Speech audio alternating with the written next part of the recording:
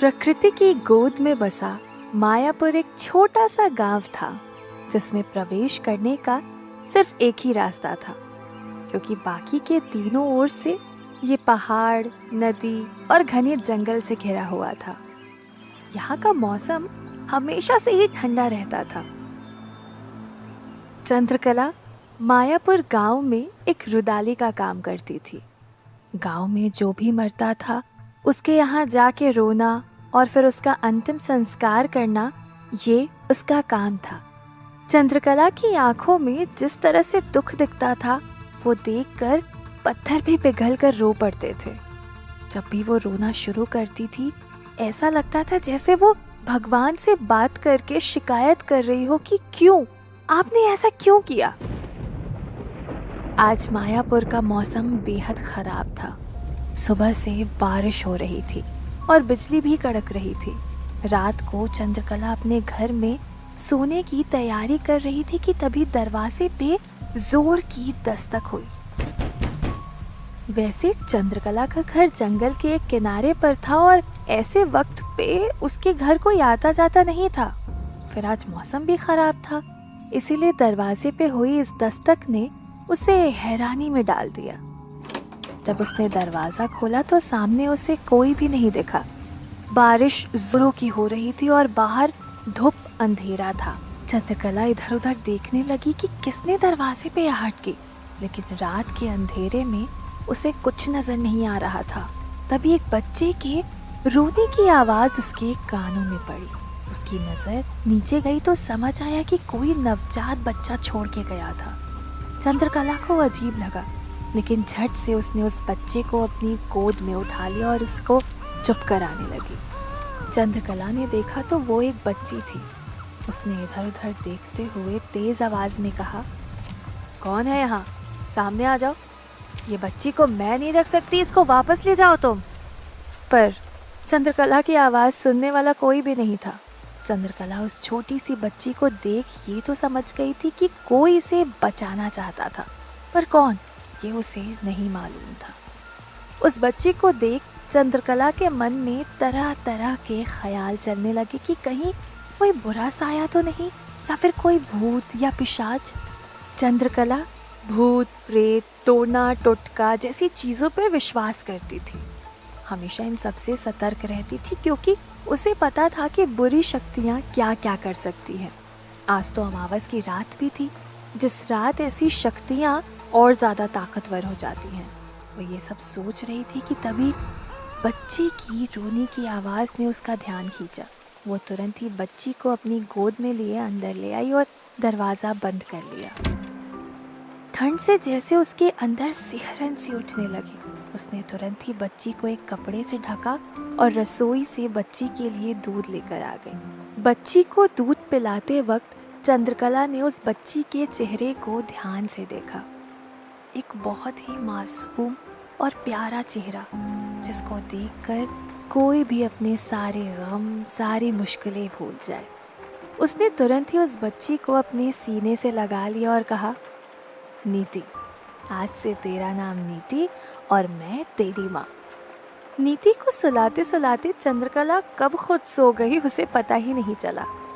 चंद्रकला नीति को सीने से चिपकाए सो रही थी कि तभी अचानक से नीति जाग गई।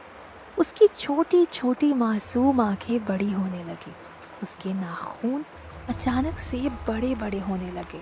उसकी जीभ अचानक से बड़ी होने लगी और तेजी से वो जीभ को अंदर बाहर करने लगी। इससे पहले कि चंद्रकला संभल पाती, नीति ने अपने नुकीले नाखून उसकी गर्दन पर रख दिए और उछल कर सीधे चंद्रकला के सीने पर बैठ गई। आंखें बड़ी करते हुए उसने जैसे ही चंद्रकला का मुंह दबोचा, वैसे ही चंद्रकला एकदम हड़बड़ा के उठकर बैठ गई और जोर जोर से हांफने लगी। हे भगवान, अच्छा हुआ कि ये सपना था। हकीकत में नीति अगर ऐसा करती तो मेरी जान ही ले लेती। भगवान, तेरा लाख लाख शुक्र है, नीति सो रही है और मैं एक डरावना सपना देख रही थी। चंद्रकला की नज़र जब बाहर गई तो उजाला हो चुका था और बारिश भी रुक गई थी। तभी उसे बाहर से किसी ने आवाज़ दी। वो इस आवाज़ से परिचित थी। ये आवाज़ गांव के ही एक आदमी की थी। चंद्रकला जब बाहर गई तो सामने सरपंच के यहाँ काम करने वाला आदमी था। चंद्रकला, कल रात सरपंच की मौत हो गई, चलो जल्दी, मैं तुमको ही ले जाने आया हूँ। सरपंच की मौत का सुन चंद्रकला के होश उड़ गए। कुछ दिन पहले ही तो वो उनसे मिली थी, उसके लिए वो किसी देवता से कम नहीं थे। चंद्रकला बच्ची का सोच थोड़ा परेशान हो गई कि वो अंतिम संस्कार में कैसे जाए। वो इस बच्ची के बारे में किसी को भी नहीं बताना चाहती थी। तभी उसे कमला ताई की याद आई, जिन पे वो भरोसा कर सकती थी। कमला ताई के हवाले उस बच्ची को छोड़ चंद्रकला सरपंच के अंतिम संस्कार में जा पहुंची, जहां लगभग पूरा गांव इकट्ठा था। सरपंच सिर्फ कमला के लिए ही नहीं, समूचे गांव के लिए देवता समान थे। हर समय मदद के लिए खड़े रहते थे। वहां पहुंच चंद्रकला को पता चला कि उनकी मौत दिल का दौरा पड़ने से हुई। उनकी छोटी बहन गांव छोड़कर भाग गई थी। इसी सदमे से उनको दिल का दौरा पड़ गया। उनके अंतिम संस्कार के समय अचानक फिर से बादल घिर आए और आसमान में एकदम अंधेरा छा गया। बादलों की गरजने की आवाज सबका दिल दहलाने लगी। चंद्रकला को अचानक याद आया कि जब गांव का एक आदमी, जिसके बारे में लोग बोलने लगे थे कि कोई साया है, उसके अंतिम संस्कार पे भी ऐसा ही मौसम हो गया था। उस पुरानी बात को चंद्रकला सरपंच की मौत से जोड़ने लगी और जाने क्यों उसे ऐसा लगने लगा कि इस मौत के पीछे जरूर कोई काली शक्तियों का हाथ है। जब अग्नि देने उनके सरपंच का छोटा भाई माधव आगे बढ़ा तो तेज हवा चलने लगी। इस वजह से अंतिम क्रिया हो ही नहीं पा रही थी। पूरा गांव इस बात से परेशान हो रहा था। तभी चंद्रकला माधव के पास गई और बोली, छोटे साहब, मुझे लगता है इनको दूसरी जगह ले जाकर जलाना चाहिए। हमें नहीं पता है कि तूफान कब तक थमेगा। इससे पहले कि कुछ और बुरा हो, हमें और देरी नहीं करनी चाहिए। चंद्रकला की बात सुन के माधव लाश को मायापुर से 30 किलोमीटर दूर एक गांव ले जाकर उनका अंतिम संस्कार किया। चंद्रकला जब वापस घर पर आई तो देखा कि नीति अपने झूले से जमीन पर गिरी हुई थी। उसने देखा कमला ताई वहीं पास में सो रही थी। वो भाग के नीति के पास गई और कहा, भगवान, मेरी बच्ची ठीक हो, उसे कहीं कुछ हुआ तो नहीं। उसकी आवाज सुन कमला ताई की भी आंख खुल गई। कमला ताई ये देखकर हैरान थी कि नीति नीचे जमीन पर गिरी हुई थी।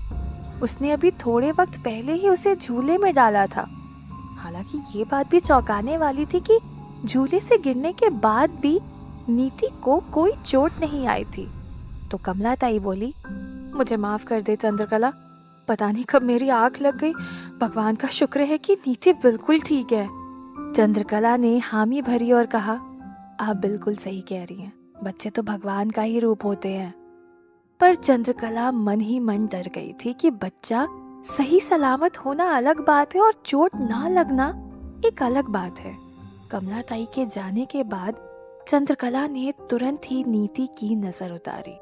वो नीति को हर एक खतरे से बचाना चाहती थी। उस रात चंद्रकला ने नीति के लिए पूरी रात मृत्युंजय मंत्र का जाप किया ताकि कोई भी बुरी शक्ति नीति के आसपास भी ना आ पाए। नीति अब पूरे 12 साल की हो गई थी। नीति के लिए अपना स्कूल और उसका घर यही उसकी दुनिया थी। वो चंद्रकला के साथ बहुत सारी बातें करती, घर के काम में मदद करती। जब चंद्रकला बहुत थक जाती तब नीति उसके पैर भी दबा देती। चंद्रकला और नीति अब एक दूसरे की दुनिया बन चुकी थी।